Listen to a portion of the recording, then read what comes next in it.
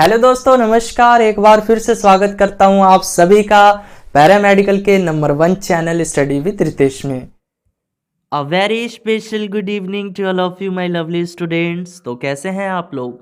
उम्मीद है आप सभी लोग अच्छे होंगे, पढ़ाई भी अच्छी चल रही होगी। दोस्तों, आज की क्लास बहुत ही ज़्यादा लाजवाब होने वाली है, बहुत ही ज़्यादा इंटरेस्टिंग होने वाली है, क्योंकि आज की क्लास में हम लोग जीके के महत्वपूर्ण प्रश्न करेंगे। जी हाँ दोस्तों, तो चलिए दोस्तों क्लास को स्टार्ट करते हैं। तो क्लास को स्टार्ट करने से पहले एक छोटी सी रिक्वेस्ट है, यदि आप लोग हमारे चैनल पे नए हैं, पहली बार हैं, तो इस चैनल को सब्सक्राइब कर लीजिए और बेल आइकन को हिट कर लीजिए। और दोस्तों, क्लासेस पीडीएफ के लिए आप लोग हमारे टेलीग्राम चैनल से भी जुड़ जाइए। इसके लिए जाना होगा आपको टेलीग्राम ऐप पे और वहाँ सर्च करना होगा स्टडी विथ रितेश, और हमारे टेलीग्राम चैनल से भी जुड़ जाना होगा। उसमें फ़ायदा ये होगा कि आपको डेली क्लासेस का पीडीएफ मिलेगा, टेस्ट होगा तो आपको वहाँ इन्फॉर्म कर दिया जाएगा, और आपके एग्ज़ाम से रेलेवेंट कोई भी न्यूज़, कोई भी अपडेट्स आती है तो वो आप तक पहुँच जाएगा। तो बच्चों, टेलीग्राम चैनल को अवश्य ज्वाइन कर लीजिएगा। तो चलिए क्लास को स्टार्ट करते हैं।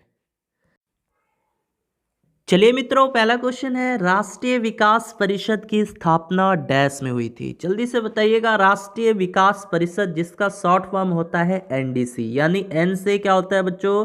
नेशनल हो जाएगा आपका। डी से क्या हो जाएगा? डेवलपमेंट हो जाएगा। ठीक है, डी से डेवलपमेंट हो जाएगा बच्चों।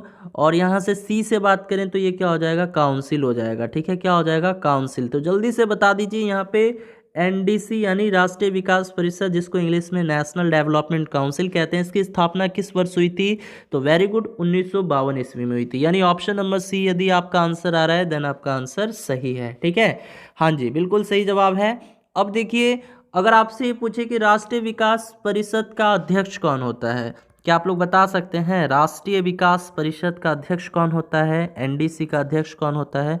राष्ट्रीय विकास परिषद, जल्दी से बताना है, राष्ट्रीय विकास परिषद का अध्यक्ष कौन होता है? तो जी हाँ, कौन होता है बच्चों? ये देश के प्रधानमंत्री होते हैं। ठीक है, याद रखना है, देश के प्रधानमंत्री राष्ट्रीय विकास परिषद के अध्यक्ष होते हैं। ठीक है, वेरी गुड, सही जवाब है। अब देखिए बच्चों, ये जो है ना, ये राष्ट्रीय विकास परिषद, इसका काम क्या होता है? तो देश की पंचवर्षीय योजनाओं का अनुमोदन करना। ठीक है, और इस परिषद का अध्यक्ष जो है कौन होते हैं? देश के प्रधानमंत्री होते हैं। चलिए बढ़ते हैं अगले क्वेश्चन की तरफ। चलिए मित्रों, अगला प्रश्न है, भारत में योजना प्रारंभ हुआ, यानी भारत में योजना आयोग। देखिए, योजना आयोग से संबंधित प्रश्न मैं कई बार बता चुका हूं। ठीक है, तो भारत में योजना कब प्रारंभ हुआ? 1951 में, 1950 में, 1952 में, या इनमें से कोई नहीं? जल्दी से जवाब दीजिएगा बच्चों, सभी बच्चे जवाब देंगे। भारत में योजना आयोग कब प्रारंभ की गई? योजना आयोग की स्थापना कब हुई? तो वेरी गुड बच्चों, ये मैंने बताया था आपको, 15 मार्च 1950। जी हाँ दोस्तों, 15 मार्च 1950 को योजना आयोग की स्थापना की गई थी। यानी ऑप्शन नंबर क्या हो जाएगा? बी हो जाएगा। ठीक है, और बाद में देखिए, बाद में योजना आयोग का नाम बदलकर क्या कर दिया गया प्यारे बच्चों? योजना आयोग का नाम बदलकर नीति आयोग कर दिया गया। तो अभी योजना आयोग खत्म हो चुका है, अभी नीति आयोग है। ठीक है, तो नीति आयोग की स्थापना कब हुई थी, ये भी पूछा जा सकता है। हाँ जी, नीति आयोग की स्थापना कब हुई? जल्दी से बताइए, है ना? नीति आयोग की स्थापना कब हुई? तो याद रखना है बच्चों, 1 जनवरी, जी हाँ, 1 जनवरी 2015 को, 1 जनवरी 2015 को नीति आयोग की स्थापना हुई। अब देखिए, योजना आयोग के अध्यक्ष कौन होते हैं, ये भी आपसे पूछा जा सकता है। योजना आयोग के अध्यक्ष कौन होते हैं? कई बार मैं बता चुका हूँ, जल्दी से बताएंगे, सभी बच्चे बताएंगे योजना आयोग के अध्यक्ष कौन होते हैं?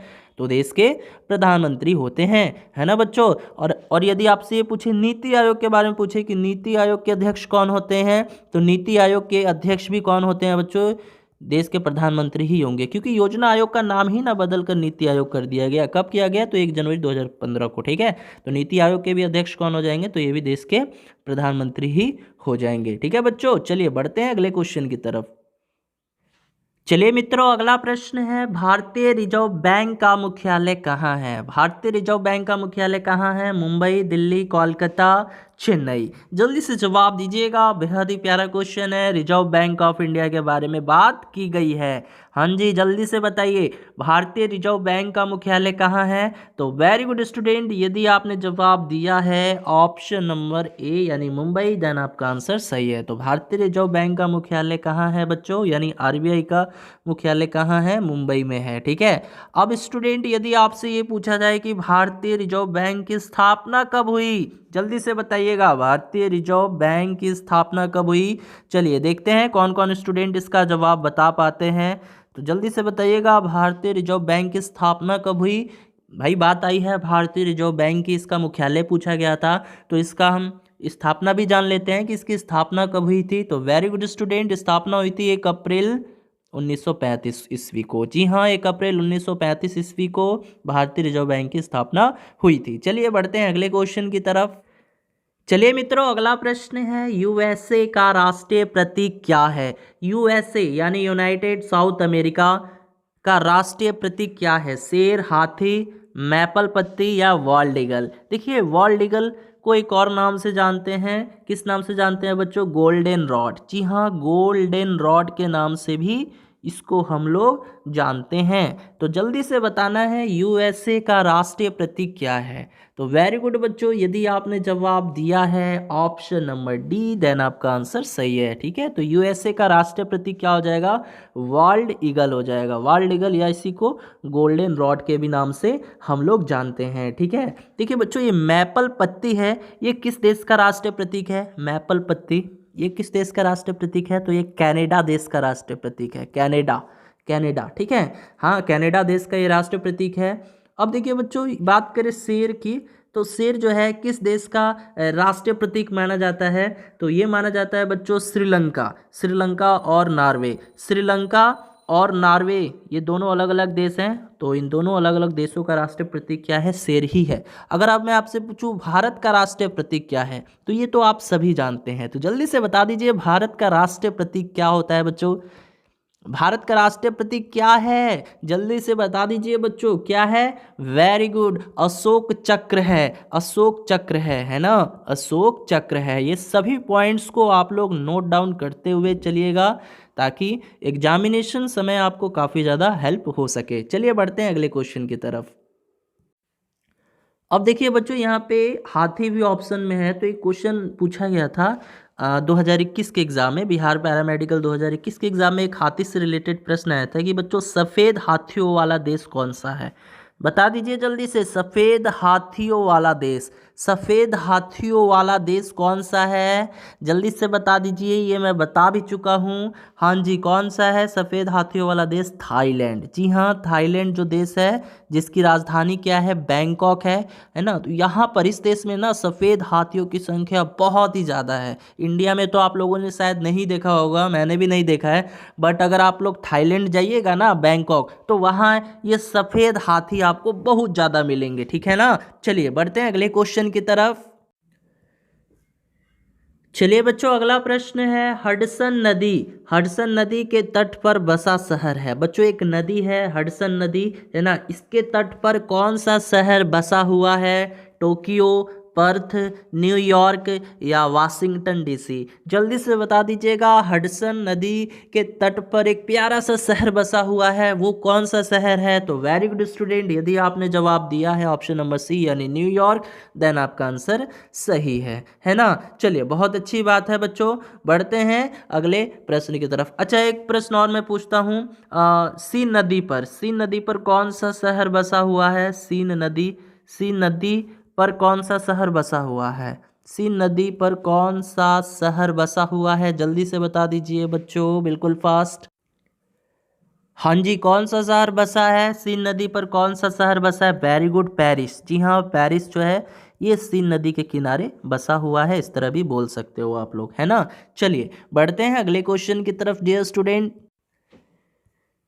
चलिए मित्रों, अगला प्रश्न है, कौन पहली महिला थी जिसने साहित्य अकादमी पुरस्कार जीता? चलिए बताइए, कौन प्रथम महिला थी जिन्होंने साहित्य अकादमी पुरस्कार सर्वप्रथम जीता था? आशापूर्णा देवी, अमृता प्रीतम, किरण बेदी, अरुंधति रॉय। जल्दी से बताइएगा बच्चों, सभी स्टूडेंट बताएंगे, बिल्कुल फास्ट, जल्दी बताइए। अच्छा, बात करेंगे देखिए साहित्य अकादमी पुरस्कार के बारे में। तो ये सर्वप्रथम कब दिया गया बच्चों? एक पुरस्कार है ये, साहित्य अकादमी पुरस्कार एक पुरस्कार है, ठीक है। और इस पुरस्कार की शुरुआत कब हुई थी? तो भाई सबसे पहले ये जो है सन 1995 ईस्वी में दिया गया था, ठीक है। तो अब जल्दी से बता दीजिए कौन पहली महिला थी जिन्होंने ये साहित्य अकादमी पुरस्कार जीता था?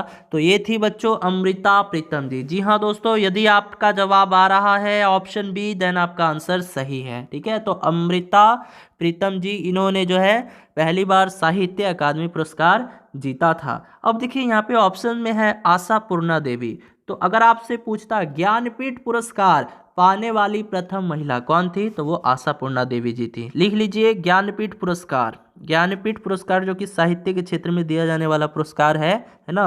तो ज्ञानपीठ पुरस्कार पाने वाली, ज्ञानपीठ पुरस्कार पाने वाली, लिख लीजिएगा प्रथम महिला। प्रथम महिला ये कौन थी बच्चों? आशापूर्णा देवी जी थी, ठीक है। ज्ञानपीठ पुरस्कार पाने वाली प्रथम महिला आशापूर्णा देवी। अब बात आई है किरण बेदी की। तो अगर आपसे पूछे कि भारत की प्रथम महिला आईपीएस, है ना, भारत की प्रथम महिला आईपीएस, भारत की प्रथम महिला आईपीएस कौन थी बच्चों? किरण बेदी जी थी। भारत की प्रथम महिला आईपीएस कौन थी बच्चों? किरण बेदी जी। बात आई है अरुंधति रॉय की। तो ये बहुत ही बड़ी लेखिका हैं, ठीक है। इनके द्वारा कई सारी पुस्तकें लिखी गई हैं, जिसमें से काफ़ी फेमस पुस्तक है the gold of small thing. सुने हो ना इस पुस्तक का नाम, the gold of small thing, है ना, the gold of small thing. इस पुस्तक के रचयिता कौन है? तो अरुंधति रॉय जी हैं, ठीक है। या फिर एक और पुस्तक है इनकी, द मिनिस्ट्री ऑफ अटमोस्ट। तो अब अगर आपसे पूछे द मिनिस्ट्री ऑफ अटमोस्ट, इस पुस्तक के रचयिता कौन है? द मिनिस्ट्री ऑफ अटमोस्ट, इस पुस्तक के रचयिता कौन है? तो अरुंधति रॉय है। या the God of small thing, इस पुस्तक के रचयिता कौन है? तो ये अरुंधति रॉय है, ठीक है बच्चों। चलिए बच्चों, बढ़ते हैं अगले क्वेश्चन की तरफ। दोस्तों यदि क्लास अच्छी लग रही हो, है ना, अगर इंटरेस्टिंग लग रही हो, तो इसको एक लाइक जरूर दे दीजिएगा इस वीडियो को। आपके एक लाइक से काफ़ी ज़्यादा हैप्पी फील करता हूँ, काफ़ी ज़्यादा मोटिवेट फील करता हूँ, है ना बच्चों। लाइक का पैसा वैसा कुछ नहीं मिलता, बट अच्छा लगता है ना। लाइक जो है ज़्यादा संख्या में देखने से पता भी चलता है कि कौन स्टूडेंट क्लास कर रहे हैं, कितने स्टूडेंट क्लास कर रहे हैं ना, क्या स्ट्रेंथ है स्टूडेंट का। तो बच्चों इसमें जो है मुझे मोटिवेशन फील होता है, ठीक है। तो बच्चों एक टीचर के लिए यही मोटिवेशन रहता है कि बच्चा उसको सपोर्ट करे, बच्चा को अच्छा लगे, तभी टीचर्स जो है और ज़्यादा लेक्चर्स प्रोवाइड करवा पाता है, ठीक है। तो बच्चों मेरा प्रयास रहेगा, देखिए अभी तो मैं एक ही क्लास दे पा रहा हूँ, पर डे एक ही क्लास चल रहा है यूट्यूब पे, ठीक है। अगर आप लोग का सपोर्ट इसी प्रकार रहा, है ना, अभी तो पर डे एक ही क्लास चल रहा है, अगर आप लोग का इसी तरह सपोर्ट रहा तो मैं पर डे जो है 2 क्लास आपको प्रोवाइड करवाऊंगा, 2 क्लास, है ना, एक क्लास मॉर्निंग में और एक क्लास इवनिंग में, ठीक है। तो बच्चों आप लोग इसी तरह से सपोर्ट करते रहिए। देखिए आपका जो है मतलब इस चैनल पे इतना फ़ायदा होगा कि आप लोग भी जो है बोलिएगा कि हाँ हम पढ़े थे रितेश सर के पास, जिससे हमको कॉलेज मिला। मतलब काफ़ी ज़्यादा जो है, अगर आप मेहनती हैं और इस चैनल पे रेगुलर पढ़ रहे हैं तो आपका रिज़ल्ट होने से कोई नहीं रोक सकता। 100% आपका रिज़ल्ट होगा, और वो भी आपका रिज़ल्ट केवल मतलब नॉर्मल में नहीं होगा, आप टॉप भी कर सकते हैं। काफ़ी बच्चे जो हैं टॉप किए हुए हैं हमारे इंस्टीट्यूट से, हमारे कोचिंग से। तो बच्चों टारगेट ये लेकर पढ़ना है कि हमको टॉप 100 में रैंक लाना है, तभी जाकर यहाँ पे बात बनेगी, ठीक है। आपका टारगेट होना चाहिए कि हमको टॉप अंडर 100 में रैंक देना है, सर को, अपने पेरेंट्स को, अपने आस पड़ोस जितने हैं सभी को। मतलब इससे क्या होगा, नाम रोशन होगा सबसे पहले आपका और आपके पेरेंट्स का, और साथ ही साथ आपको अच्छा कोर्स मिलेगा, अच्छे कॉलेज में आपका एडमिशन भी हो पाएगा, ठीक है। तो चलिए दोस्तों बढ़ते हैं अगले क्वेश्चन की तरफ। चलिए मित्रों, अगला प्रश्न है प्लेइंग इट माई वे, इनकी आत्मकथा है। किस खिलाड़ी की आत्मकथा है प्लेइंग इट माई वे? सानिया मिर्जा, युवराज सिंह, सचिन तेंदुलकर, सुनील गावस्कर। जल्दी बताइएगा, प्लेइंग इट माई वे। जी हाँ, प्लेइंग इट माई वे ये किस खिलाड़ी की आत्मकथा है? तो ये सचिन तेंदुलकर जी की आत्मकथा है, यानी ऑप्शन नंबर सी जो है आपके इस क्वेश्चन का करेक्ट आंसर हो जाएगा, ठीक है। चलिए बच्चों, अगला प्रश्न है संस्कृत के 4 अध्याय किसने लिखा था? संस्कृत के 4 अध्याय यह एक पुस्तक है और इस पुस्तक के रचयिता कौन है बच्चों? जल्दी से बता दीजिए। ये पुस्तक किसके द्वारा रचित किया गया था, किसके द्वारा लिखा गया था?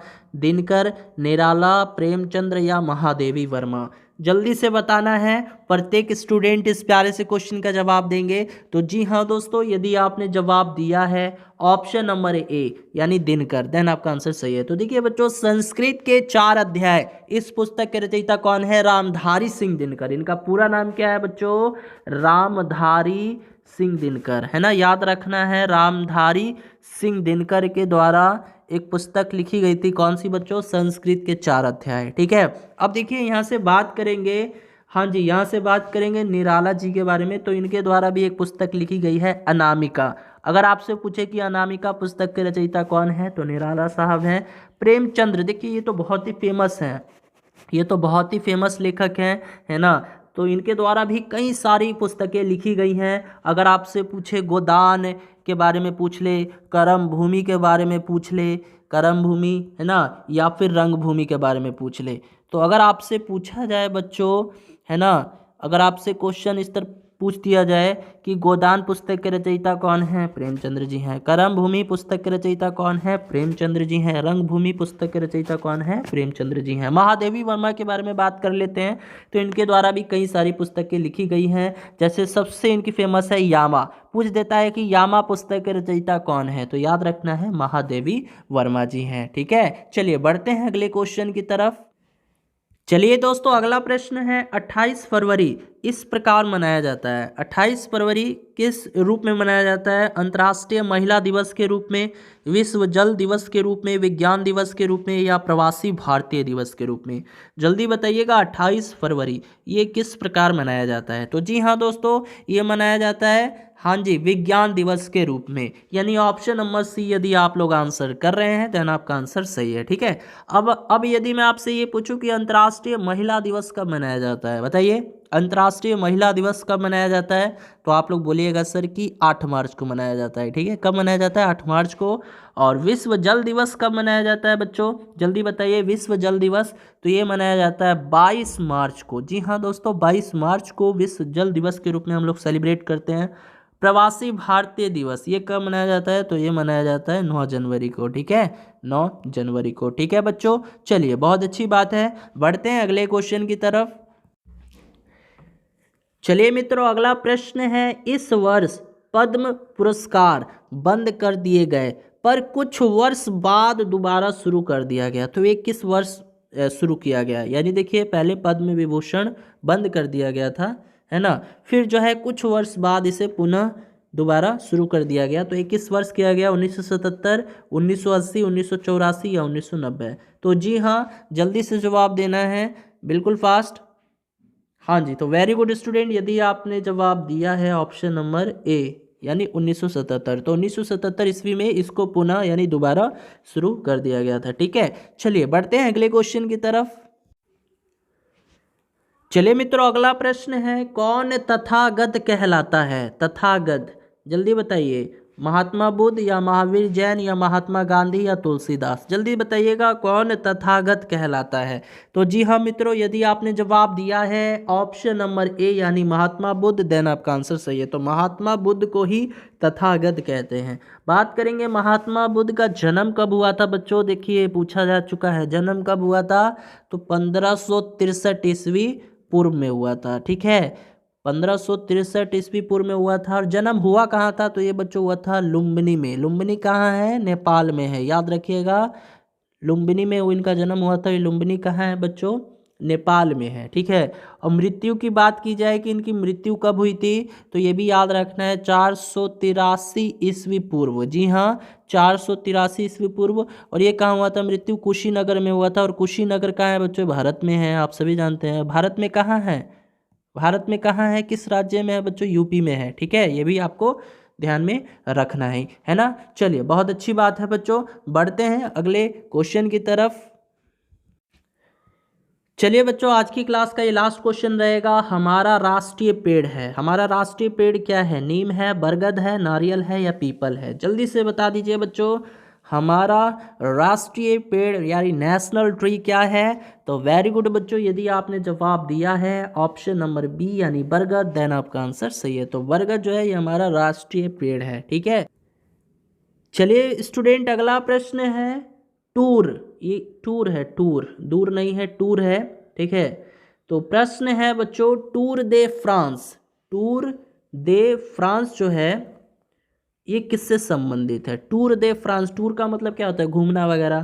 तो भाई घूमने के लिए कोई ना कोई तो आपको साधन चाहिए ही चाहिए, पैदल थोड़ी ना जाओगे।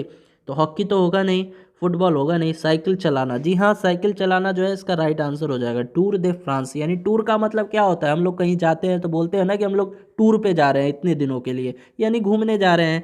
तो या तो आप बस से जाओगे या ट्रेन से जाओगे या हेलीकॉप्टर से जाओगे, है ना। तो यहाँ पे वैसा तो कुछ है नहीं, इसको ट्रिक के माध्यम से याद कर लीजिएगा। टूर दे फ्रांस किससे संबंधित है? साइकिल चलाने से संबंधित है, यानी ऑप्शन नंबर सी जो है आपके इस क्वेश्चन का सही जवाब हो जाएगा। चलिए बढ़ते हैं अगले क्वेश्चन की तरफ। चलिए मित्रों, अगला प्रश्न है, वह गोरिल्ला लड़ाई के लिए प्रसिद्ध था। कौन शासक गोरिल्ला लड़ाई के लिए प्रसिद्ध था? औरंगजेब, रानी झांसी, महाराजा रंजीत सिंह या शिवाजी? जल्दी से बताइएगा, कौन सा शासक, कौन सा राजा गोरिल्ला लड़ाई के लिए प्रसिद्ध था? तो वेरी गुड स्टूडेंट, यदि आपने जवाब दिया है ऑप्शन नंबर डी, देन आपका आंसर सही है। तो याद रखना है शिवाजी। तो शिवाजी ने 1645 ईस्वी में, जी हाँ शिवाजी ने 1645 ईस्वी में मुगलों और अन्य शक्तियों के विरुद्ध एक युद्ध लड़ा और उस युद्ध का क्या नाम था? गोरिल्ला युद्ध, ठीक है। तो याद रखना है। चलिए बढ़ते हैं अगले क्वेश्चन की तरफ। चलिए मित्रों, अगला प्रश्न है, घाना भाई सेंचुरी ये क्या है? एक पक्षी उद्यान है, ये कहाँ पर है? अलवर में, कोहिमा में, नैनीताल में या भरतपुर में? जल्दी से बताइएगा। घाना भाई सेंचुरी एक पक्षी उद्यान है, ये कहाँ पे है? तो बच्चों ये है, आपको याद रखना है, भरतपुर में है, यानी ऑप्शन नंबर डी जो है इस क्वेश्चन का राइट आंसर हो जाएगा। तो चलिए दोस्तों, आज की इस क्लास में इतना ही। यदि क्लास अच्छी लगी हो, इंटरेस्टिंग लगी हो, तो इस क्लास को एक लाइक दे दीजिएगा और मिलते हैं अगली क्लास में नई जोश नई उमंग के साथ। तब तक ले bye bye, tata, good night, take care.